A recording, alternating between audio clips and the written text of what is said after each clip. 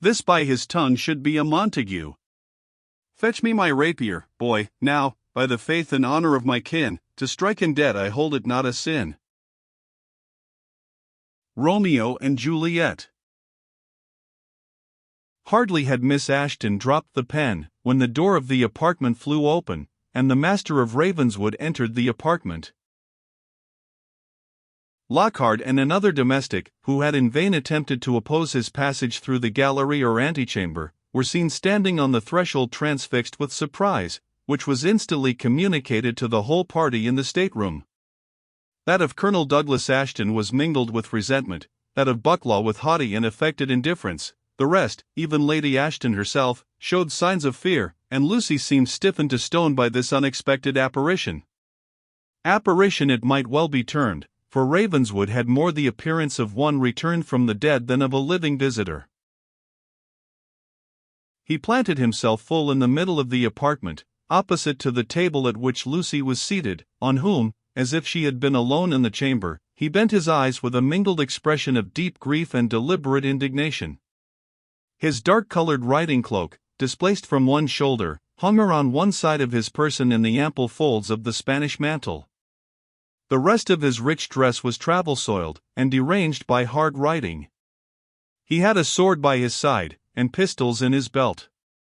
His slouched hat, which he had not removed at entrance, gave an additional gloom to his dark features, which, wasted by sorrow and marked by the ghastly look communicated by long illness, added to a countenance naturally somewhat stern and wild a fierce and even savage expression. The matted and disheveled locks of hair which escaped from under his hat, together with his fixed and unmoved posture, made his head more resemble that of a marble bust than that of a living man. He said not a single word, and there was a deep silence in the company for more than 2 minutes. It was broken by Lady Ashton, who in that space partly recovered her natural audacity. She demanded to know the cause of this unauthorized intrusion. "That is a question, madam," said her son, "which I have the best right to ask, and I must request of the Master of Ravenswood to follow me where he can answer it at leisure." Bucklaw interposed, saying, "No man on earth should usurp his previous right in demanding an explanation from the master. Craigengelt," he added, in an undertone, "D.N.ye, why do you stand staring as if you saw a ghost? Fetch me my sword from the gallery." "I will relinquish to none," said Colonel Ashton, "my right of calling to account the man who has offered this unparalleled affront to my family." "Be patient, gentlemen," said Ravenswood, turning sternly towards them, and waving his hand as if to impose silence on their altercation. "If you are as weary of your lives as I am, I will find time and place to pledge mine against one or both. At present, I have no leisure for the disputes of triflers." "Triflers," echoed Colonel Ashton, half unsheathing his sword, while Bucklaw laid his hand on the hilt of that which Craigengelt had just reached him. Sir William Ashton, alarmed for his son's safety, rushed between the young men and Ravenswood, exclaiming, "My son, I command you, Bucklaw, I entreat you, keep the peace, in the name of the Queen and of the law." "In the name of the law of God," said Bide the Bent, advancing also with uplifted hands between Bucklaw, the colonel, and the object of their resentment, "in the name of him who brought peace on earth and goodwill to mankind, I implore, I beseech, I command you to forbear violence towards each other. God hateth the bloodthirsty man, he who striketh with the sword shall perish with the sword." "Do you take me for a dog, sir," said Colonel Ashton, turning fiercely upon him, "or something more brutally stupid, to endure this insult in my father's house? Let me go, Bucklaw. He shall account to me, or, by heavens, I will stab him where he stands." "You shall not touch him here," said Bucklaw, "he once gave me my life, and were he the devil come to fly away with the whole house in generation, he shall have nothing but fair play." The passions of the two young men thus counteracting each other gave Ravenswood leisure to exclaim, in a stern and steady voice, "Silence, let him who really seeks danger take the fitting time when it is to be found. My mission here will be shortly accomplished. Is that your handwriting, madam?" he added in a softer tone, extending towards Miss Ashton her last letter. A faltering yes seemed rather to escape from her lips than to be uttered as a voluntary answer. And is this also your handwriting, extending towards her the mutual engagement? Lucy remained silent. Terror, and a yet stronger and more confused feeling, so utterly disturbed her understanding that she probably scarcely comprehended the question that was put to her. If you design, said Sir William Ashton, to found any legal claim on that paper, sir, do not expect to receive any answer to an extrajudicial question. Sir William Ashton, said Ravenswood, I pray you, and all who hear me, that you will not mistake my purpose. If this young lady, of her own free will, desires the restoration of this contract, as her letter would seem to imply, there is not a withered leaf which this autumn wind strews on the heath that is more valueless in my eyes. But I must and will hear the truth from her own mouth. Without this satisfaction I will not leave this spot. Murder me by numbers you possibly may, but I am an armed man, I am a desperate man, and I will not die without ample vengeance. This is my resolution, take it as you may. I will hear her determination from her own mouth, alone, and without witnesses, will I hear it. Now, choose, he said, drawing his sword with the right hand, and, with the left, by the same motion taking a pistol from his belt and cocking it, but turning the point of one weapon and the muzzle of the other to the ground, choose if you will have this hall floated with blood, or if you will grant me the decisive interview with my affianced bride which the laws of God and the country alike entitle me to demand. Illustration. All recoiled at the sound of his voice and the determined action by which it was accompanied, for the ecstasy of real desperation seldom fails to overpower the less energetic passions by which it may be opposed. The clergyman was the first to speak. In the name of God, he said, receive an overture of peace from the meanest of his servants. What this honorable person demands, albeit it is urged with over-violence, hath yet in it something of reason. Let him hear from Miss Lucy's own lips that she hath dutifully acceded to the will of her parents, and repenteth her of her covenant with him, and when he is assured of this he will depart in peace unto his own dwelling, and cumber us no more. Alas! The workings of the ancient Adam are strong even in the regenerate. Surely we should have long-suffering with those who, being yet in the gall of bitterness and bond of iniquity, are swept forward by the uncontrollable current of worldly passion. Let then, the Master of Ravenswood have the interview on which he insisteth. It can but be as a passing pang to this honorable maiden, since her faith is now irrevocably pledged to the choice of her parents. Let it, I say, be this. It belongeth to my functions to entreat your honour's compliance with this headling overture. Never, answered Lady Ashton, whose rage had now overcome her first surprise and terror, never shall this man speak in private with my daughter, the affianced bride of another. Pass from this room who will, I remain here. I fear neither his violence nor his weapons, though some, she said, glancing a look towards Colonel Ashton, who bear my name appear more moved by them. For God's sake, madam, answered the worthy divine, add not fuel to firebrands. The Master of Ravenswood cannot, I am sure, object to your presence, the young lady's state of health being considered, and your maternal duty. I myself will also tarry, peradventure my grey hairs may turn away wrath.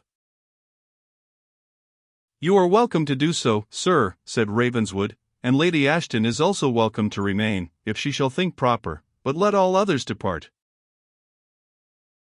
Ravenswood, said Colonel Ashton, crossing him as he went out, you shall account for this ere long. When you please, replied Ravenswood. But I, said Bucklaw, with a half-smile, have a prior demand on your leisure, a claim of some standing. Arrange it as you will, said Ravenswood, leave me but this day in peace, and I will have no dearer employment on earth tomorrow than to give you all the satisfaction you can desire.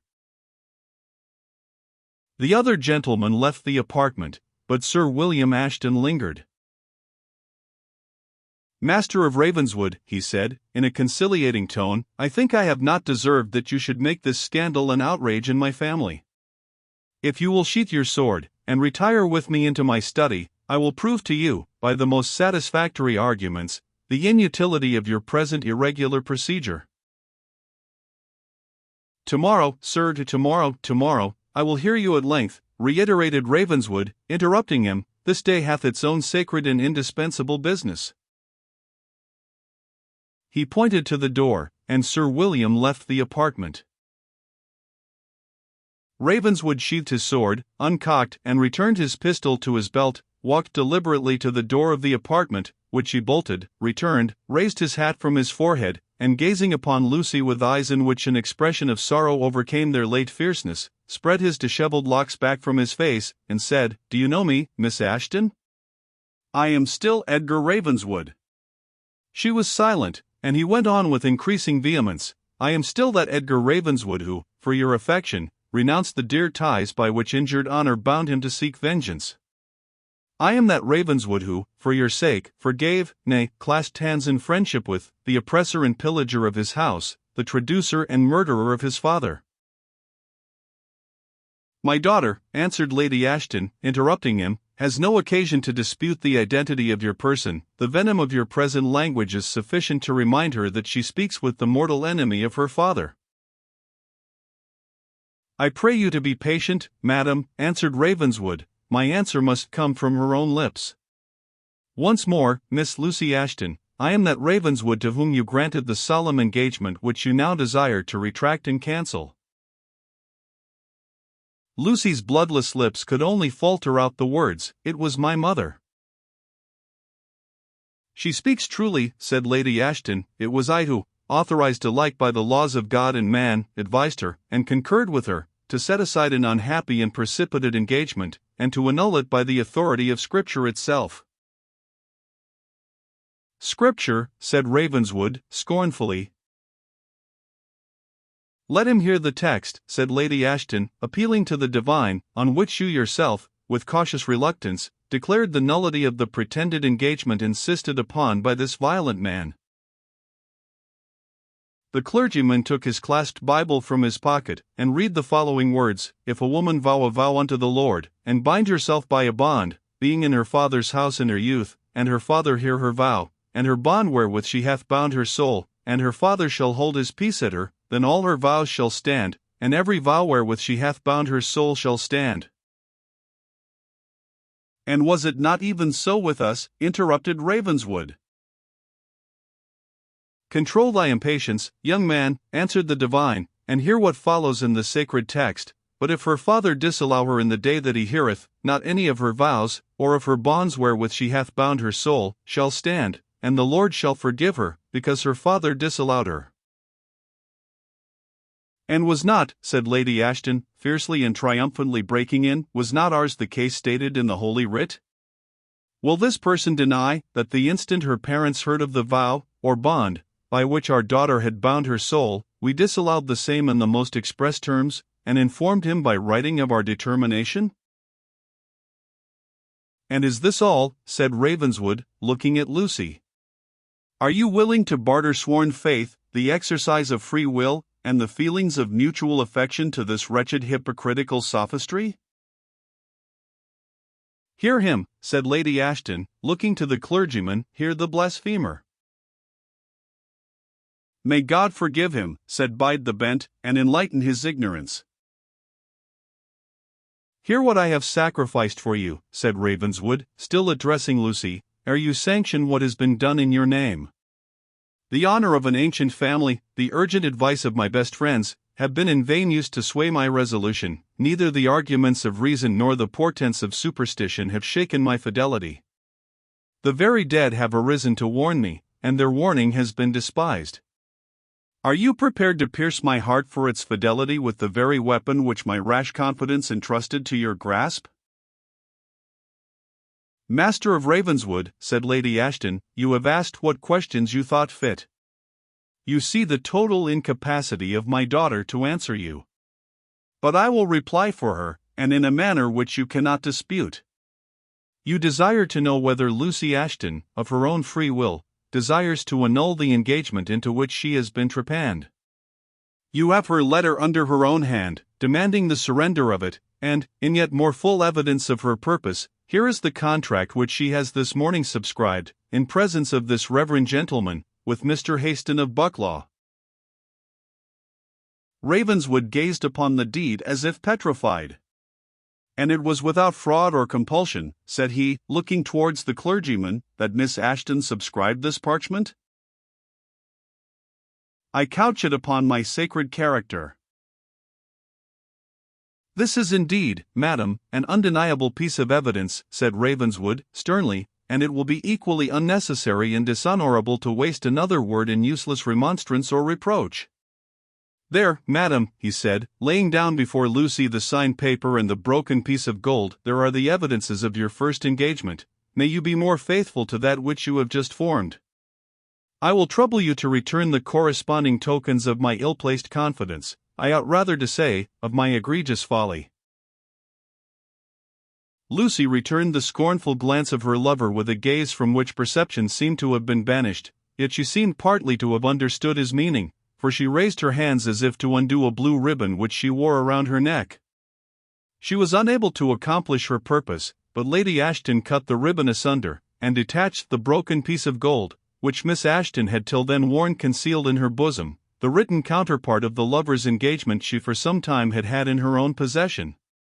With a haughty courtesy, she delivered both to Ravenswood, who was much softened when he took the piece of gold. "And she could wear it thus," he said, speaking to himself, "could wear it in her very bosom, could wear it next to her heart even when, but complaint avails not," he said, dashing from his eye the tear which had gathered in it, and resuming the stern composure of his manner. He strode to the chimney, and threw into the fire the paper and piece of gold, stamping upon the coals with the heel of his boot, as if to ensure their destruction. "I will be no longer," he then said, "an intruder here. Your evil wishes, and your worse offices, Lady Ashton, I will only return by hoping these will be your last machinations against your daughter's honor and happiness. And to you, madam," he said, addressing Lucy, "I have nothing farther to say, except to pray to God that you may not become a world's wonder for this act of willful and deliberate perjury." Having uttered these words, he turned on his heel and left the apartment. Sir William Ashton, by entreaty and authority, had detained his son and Bucklaw in a distant part of the castle, in order to prevent their again meeting with Ravenswood, but as the master descended the great staircase, Lockhart delivered him a billet, signed Sholto Douglas Ashton, requesting to know where the master of Ravenswood would be heard of 4 or 5 days from hence, as the writer had business of weight to settle with him, so soon as an important family event had taken place. "Tell Colonel Ashton," said Ravenswood, composedly, "I shall be found at Wolf's Crag when his leisure serves him." As he descended the outward stair which led from the terrace, he was a second time interrupted by Craigengelt, who, on the part of his principal, the Laird of Bucklaw, expressed a hope that Ravenswood would not leave Scotland within 10 days at least, as he had both former and recent civilities for which to express his gratitude. "Tell your master," said Ravenswood, fiercely, "to choose his own time. He will find me at Wolf's Crag, if his purpose is not forestalled." "My master," replied Craigengelt, encouraged by seeing Colonel Ashton and Bucklaw at the bottom of the terrace. "Give me leave to say I know of no such person upon earth, nor will I permit such language to be used to me." "Seek your master, then, in hell," exclaimed Ravenswood, giving way to the passion he had hitherto restrained, and throwing Craigengelt from him with such violence that he rolled down the steps and lay senseless at the foot of them. "I am a fool," he instantly added, "to vent my passion upon a caitiff so worthless." He then mounted his horse, which at his arrival he had secured to a balustrade in front of the castle, rode very slowly past Bucklaw and Colonel Ashton, raising his hat as he passed each, and looking in their faces steadily while he offered this mute salutation, which was returned by both with the same stern gravity. Ravenswood walked on with equal deliberation until he reached the head of the avenue, as if to show that he rather courted than avoided interruption. When he had passed the upper gate, he turned his horse, and looked at the castle with a fixed eye, then set spurs to his good steed, and departed with the speed of a demon dismissed by the exorcist.